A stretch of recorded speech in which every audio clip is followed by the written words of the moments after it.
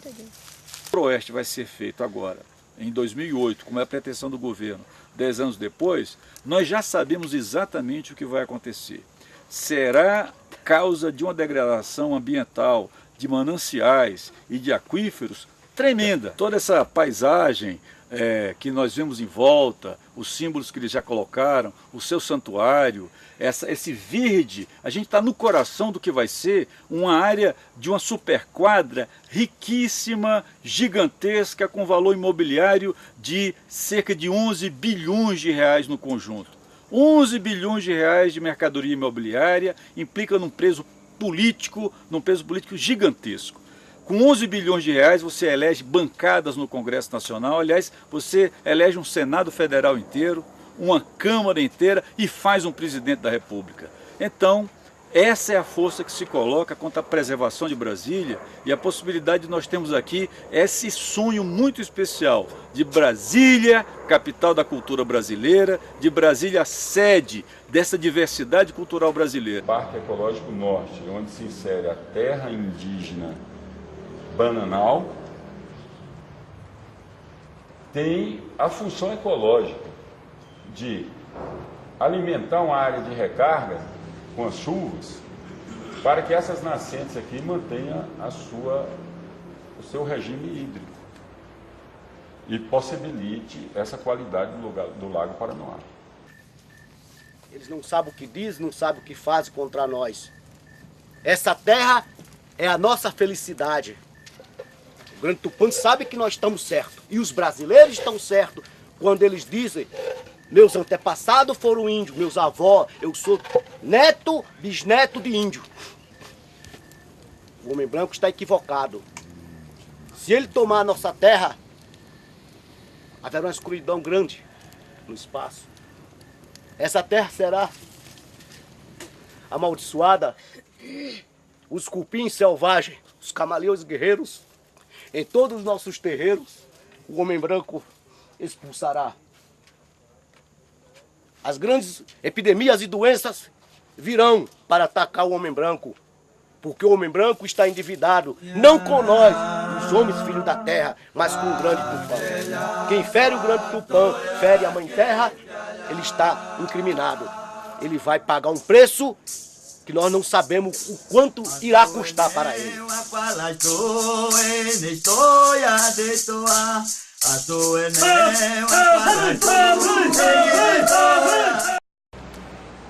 Eu sou Frederico Flávio Magalhães, trabalho na FUNAI há 20 anos, sou funcionário público. Atualmente a minha função é assessoramento da Comissão Nacional de Política Indigenista, assessoramento legislativo, e trabalho também na área de projetos especiais do órgão, da chamada Fazenda Bananal, antes que o governo de Brasília desapropriasse essa fazenda. Então, durante o processo de desapropriação, foi negado o direito dos índios, que já ocupavam essa área, e lá já desenvolviam atividades tradicionais, como índios que são, não perderam identidade em momento algum. E as atividades tradicionais que eram desenvolvidas ali, principalmente o uso do cerrado com relação à sua medicina tradicional, e outras atividades de desenvolvimento espiritual, no processo de desapropriação já o governo naquela época começa a ignorar a presença dos índios. Mas durante os anos 80 para os anos 90, quando se criou o Parque Ecológico Norte, naquela área, e que é essa área hoje que está sendo colocada como de expansão urbana, esse parque, durante o processo de discussão do seu plano diretor, já considerava a existência de índios. Então, nesse primeiro momento, quando foi feito um diagnóstico para desenvolver o plano diretor do então criado Parque Ecológico Norte, a área indígena, a área de ocupação indígena, foi devidamente registrada nos relatórios técnicos de ocupação indígena. Nesse momento, os índios reivindicaram ao órgão de meio ambiente, trazendo toda a documentação lá de posse, né, a sua permanência e mais a inserção dos seus projetos, principalmente da escola de línguas, né, das etnias brasileiras, uma escola bilíngue, né, e de todo um projeto de troca de informações tradicionais para as etnias que transitam por Brasília, moram em Brasília, né, que se inserisse esses projetos, essas preocupações na ideia do parque, ou seja, no plano diretor do Parque Ecológico Mômitas. Isso, então, consta dos relatórios técnicos. Né? De fato, não existe nenhuma dúvida a respeito da existência dos índios e dos seus direitos sobre esse território. Esses direitos estão consubstanciados, primeiro, na Constituição brasileira e nas leis infraconstitucionais. E segundo, em todos os tratados internacionais que o Brasil é signatário. E por último, na Declaração dos Direitos Humanos dos Povos Indígenas, aprovado pela ONU em 2007, onde os estados têm que respeitar as terras indígenas, têm que respeitar as ocupações tradicionais que os índios fazem no território, né, onde eles já estão. Então, ignorar essa área, qualquer projeto que venha ignorar essa área, é um projeto ilícito, ele é ilegal. Então, com respeito ao projeto de expansão urbana que está sendo pretendido, né, pelo governo do Distrito Federal, ele ignorou completamente a existência dos índios, né? e quer convencer a opinião pública de que os índios têm que ser mantidos na invisibilidade. Na verdade, é um projeto, tá, que tende a negar, a diminuir direito indígena. E isso não pode ser, né, chancelado por nenhuma organização de direito humano no Brasil hoje, e nem no nível internacional. E para finalizar, existe sim, na tentativa de aplicação da legislação dos direitos indígenas, no mundo todo e em particular no Brasil, o que é chamado pelos especialistas de racismo institucional. E aqui nós temos uma clara demonstração desse racismo institucional por todos os órgãos que compõem o GDF, que ignoram, né, a existência dos índios, dessa terra indígena, para que o projeto de expansão urbana possa ser desenvolvido.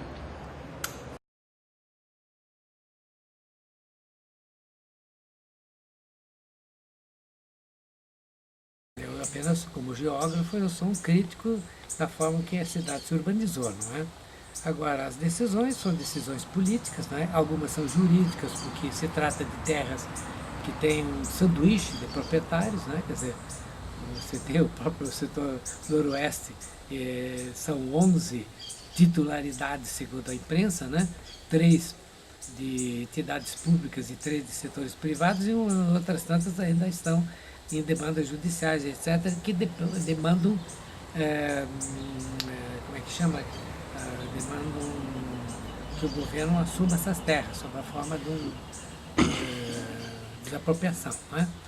Então eu acho que é uma coisa bastante embrulhada, mas eu acho que não é só o Noroeste, não é só o Varjão, não é só a cidade digital que está em questão, né? O que está em questão não são essas coisas que, a rigor, é a perpetuação da criação de novos assentamentos. O que está em questão é a falta de uma visão de totalidade para a cidade. Como é que a população deseja a cidade? Ela do jeito que está, ou mais compacta um pouco, quer dizer, em termos de usar a terra nos locais onde já existe infraestrutura. Porque esses novos locais vão precisar de mais esgoto, mais águas pluviais, mais uso de eletricidade e assim por diante. Então eu acho que essa questão é uma questão de cunho mais macro, não é? Enquanto que cada conjunto desses que estão sendo criados, eu diria que é uma questão micro em função dos grandes interesses imobiliários que você tem nessa cidade. Não é? Então, o setor imobiliário impulsiona não habitações para a classe C, D e E, como você referiu, mas para a classe A e B, que é o que dá rentabilidade. Então, o Noroeste tem esse setor. Né? Então, eu acho que se elenca, né, se faz uma relação de inumeráveis óbices para você implementar qualquer um desses núcleos, né? Como foi com a cidade digital. A cidade digital invadiu o Parque Nacional, quer dizer, tirou um pedaço. Então, onde é que nós vamos desse jeito? Né? Não vai ter nenhum espaço de reserva. O próprio Noroeste é um local de cerrado. Né? Tem ali, eu vi uma fotografia aérea e que tem lá, não sei se é uma oca, uma choupana de índios. Então, quer dizer, como é que fica a questão também das minorias? Onde é que fica a questão ambiental, que eu acho que é importantíssima para a cidade, que ninguém está levando em conta? Quer dizer, nós temos um território pequeno, que ainda tem tufos, né, nichos de cerrado. Por exemplo, no Catetinho já não tem mais cerrado, porque lá existia uma produção de soja, né, do empresário local. Né? Mas o Catetinho pode ser refeito plantando-se árvores de cerrado lá, quer dizer, replantando o que foi destruído pela lavoura, não é? Então, Brasília não é um lugar, quer dizer, o município de Brasília, que tem cidade e tem meio rural, o município de Brasília tem que ter espaços de reserva para o futuro, não tudo nivelado com asfalto, cimento de edifícios, porque você tem que ter água, mananciais, você tem que ter mata ciliar, você tem que ter lagos, você tem... O abastecimento d'água aqui vai ser comprometido se você destruir a vegetação. E digamos, e os animais, como é que fica, né? A natureza animal, que está aí presente, que de vez em quando apanham macacos, apanham veados, apanham aquele guará, né, que está em vias de extinção, etc. Quer dizer, e além dos pássaros, enfim, da bicharada que existe por aí, eu aqui mesmo tenho um saruê que bate de noite aí para comer coisas, né, no quintal. E que não me faz mal nenhum, deixa ele aí. O jardineiro gosta dele porque ele quer invadir, pega a lata de lixo, essa coisa toda. Mas é um animal que está ocupando o que era dele, porque em 1969, quando eu veio aqui, em 70 já me mostravam terrenos exatamente nesse local. Eu me lembro que vinham subindo, era tudo cerrado.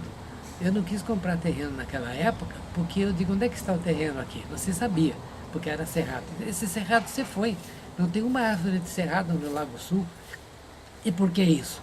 Porque a classe média alta resolveu tirar, enfim, o seu quinhão, né? Eu mesmo estou aqui por uma questão até de recomendação médica para tomar sol e fazer hidroterapia na piscina, né? Por parte de pessoas da família. Mas do contrário, eu ficaria distante de ser acusado de ter destruído qualquer coisa, mesmo porque eu comprei uma coisa já feita, né? Mas eu jamais faria um loteamento em lugar onde você tem que destruir vegetação natural. Porque você tem que ter espaço de reserva para o futuro, não é?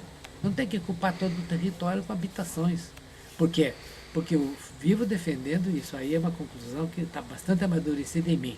Você tem Ceilândia, você tem Samambaia, você tem Ugama, você tem Santa Maria, você tem inúmeros locais onde você tem que verticalizar. Porque o pobre não precisa morar, eventualmente, com a sua família num único terreno.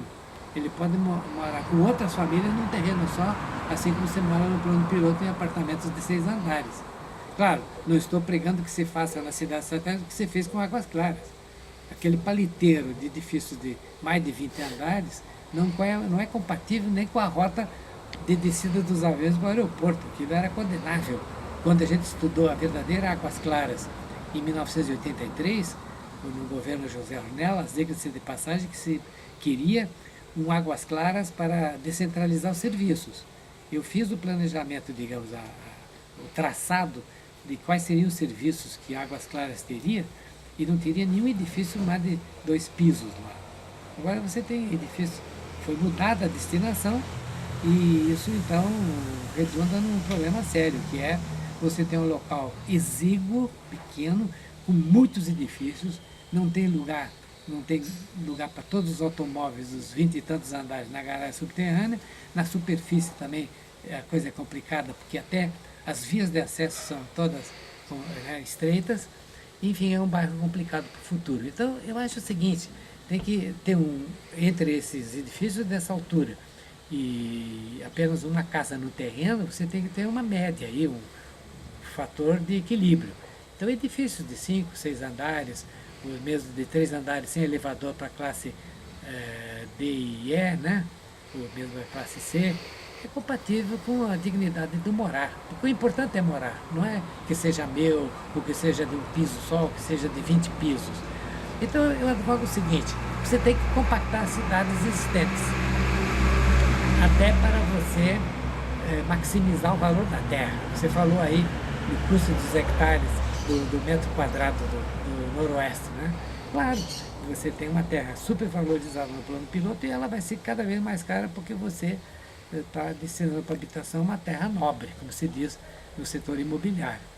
E eu acho que essas coisas têm que ser vistas não apenas como algo que dê lucro aos agentes imobiliários, não é?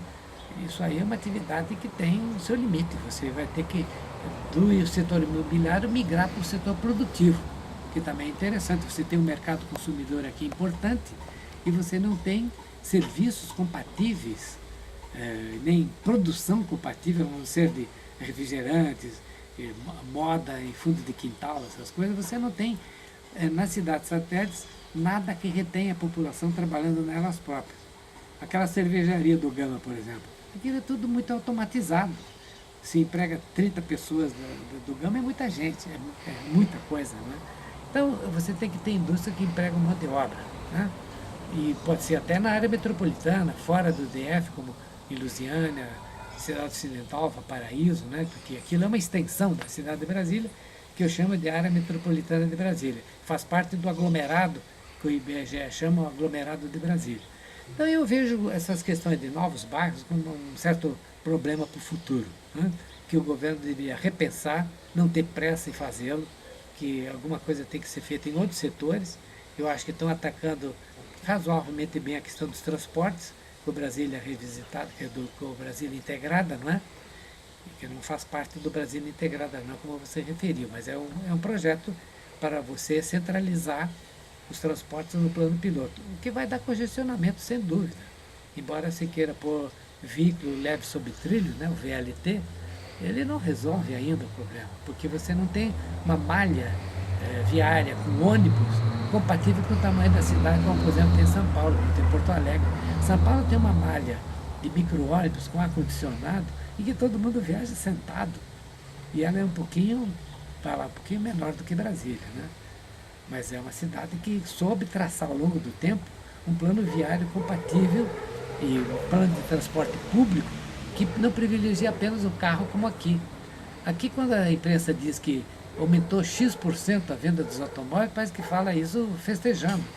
Não tem que festejar isso, porque o automóvel ele é um elemento útil hoje, porque você não tem transporte para classe média e classe alta, mas você vai ter que implantar isso sim. Você vai ter que ter ônibus para a população trabalhar, porque a cidade é centralizada, não cabe mais automóvel em lugar nenhum, basta circular na cidade, você não consegue estacionar em lugar nenhum. Eu tenho ido muito por problema de saúde no setor médico hospitalar sul e vejo que realmente os doentes são doentes que possuem automóveis, né? Quase todos, e você não tem nem fazer empilhando um em cima do outro, você tem onde pôr o carro lá, só se invadir o cemitério. Não é? Então você tem no setor de transportes uma das essencialidades que eu denominei ontem, fundamentais para você ter qualidade de vida, não apenas no plano piloto, mas na cidade satélite também.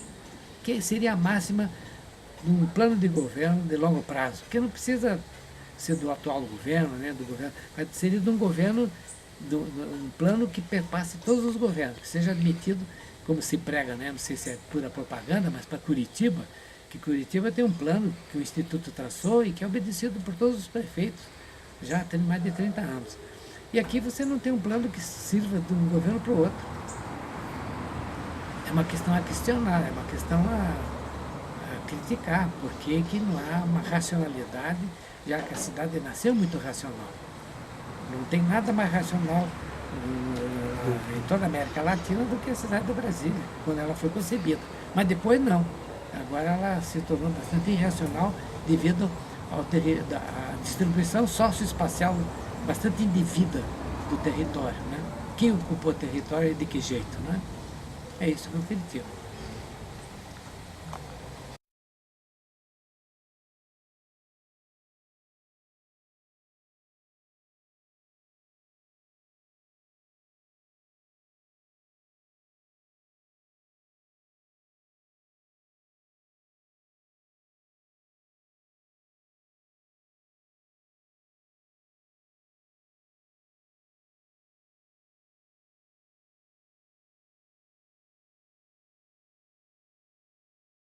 Você lembrar que essa questão é questão ambiental também, né?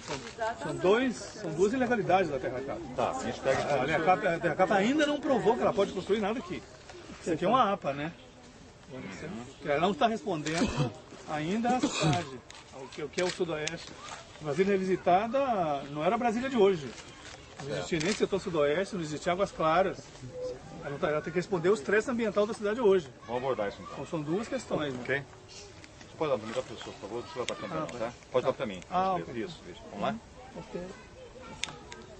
Professor, está esta polêmica, de um lado o governo dizendo que vai construir aqui um bairro nobre sim, que quer tirar esse grupo para um outro local. E de outro lado o grupo dizendo que tem direito de ficar aqui, que é uma área de conservação, que é uma área que eles estão aqui há mais de 30 anos. O senhor, do ponto de vista antropológico, do ponto de vista acadêmico, o que o senhor pensa desse problema todo? Essa comunidade está aqui, a comunidade afirma que está aqui desde os anos 60. Nesse momento não tinha nem questão de se construir nada aqui. Tanto que depois disso foi decretado que isso era uma área de proteção ambiental. Brasília Revisitada aparece nos anos finais, mais de 20 anos depois, que eles estavam aqui. E Lúcio Costa nunca veio aqui. Ele desenhou o que seria um bairro, mas ele não entrou na questão fundiária. Então a Terra Capa não prova, de fato, que ela pode construir aqui ainda. Porque é uma especulação imobiliária feroz, as pessoas querem ficarem ricas rapidamente e são irresponsáveis, tanto em relação à comunidade indígena que está aqui, quanto ao meio ambiente do Distrito Federal. Como a comunidade indígena, ela tem todo o direito de ficar aqui e de continuar, de se preservar como grupo. Para se preservar como grupo, ela precisa de uma área maior que a área somente onde está morando, onde está residindo nesse ponto. Essa é a área de preservação. Coincide, então, na verdade, então, o interesse, de fato, de você ter a comunidade indígena que está aqui, com o fato de que isso é uma área de preservação ambiental. A Terra Capa passa por cima desses dois direitos. E ele é totalmente ilegal, porque o único que está em questão aqui é a especulação imobiliária. Brasília está vivendo um estresse ambiental monumental. Quando se pensou em construir o Noroeste, não estavam construindo no Sudoeste, e nem Águas Claras. Você imagina o que significa os dois bairros, o inferno que eles já são. Imagina um novo bairro aqui colado à Asa Norte, quase que duplica a Asa Norte. Você está chegando praticamente ao colapso ambiental na capital da República. E além disso, Brasília pode ser questionada na Unesco como patrimônio cultural da humanidade e perder o tombamento, porque ao construir aqui você perturba, na verdade, o plano do que é o tombamento no plano piloto.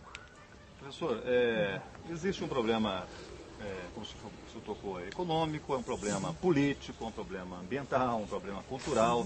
Mas o GDF, pelo que nós já conversamos com o presidente da RECAP, as declarações do próprio governador, a questão, ou seja, o Sudoeste vai ser construído, segundo palavras do governo.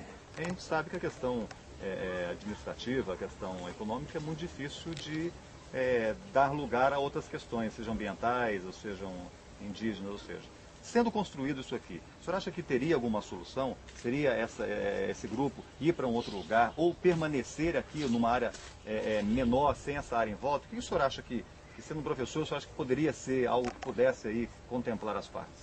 Bom, eu diria que não vai ser construído. Ele não pode afirmar isso. Se fosse assim, ele seria um ditador.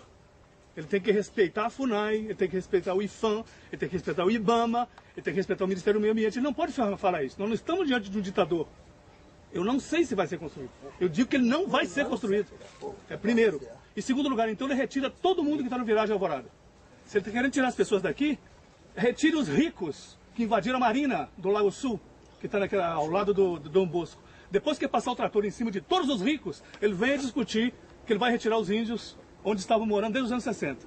O senhor acha então que a questão extrapola aí os interesses econômicos, o senhor acha que vai além? Claro que vai além, porque nós temos a justiça ainda. Nós não temos somente um vice-governador que é um mega empresário. O Brasil faz parte de acordos internacionais. O Brasil responde à ONU, responde à Unesco. O Brasil é signatário da Declaração dos Povos Indígenas. O senhor acha então que essa celeuma ela pode extrapolar as fronteiras até do país? Ela deve extrapolar as fronteiras do país, porque isso é uma vergonha mundial. Não existe a essa altura, com a crise ambiental do planeta, uma capital da República vai fazer a loucura de retirar uma área de preservação e onde tem uma comunidade indígena que preserva essa área para passar por cima disso e construir prédio para ricos.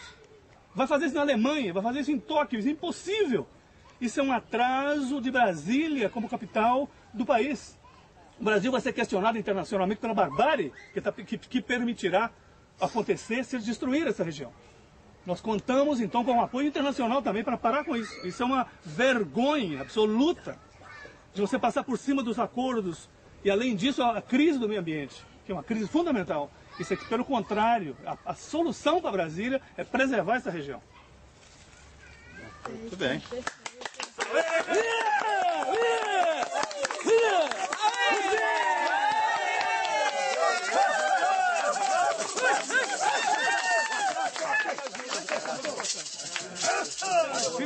Felipe, Ô Fábio, venha ver o disco agora.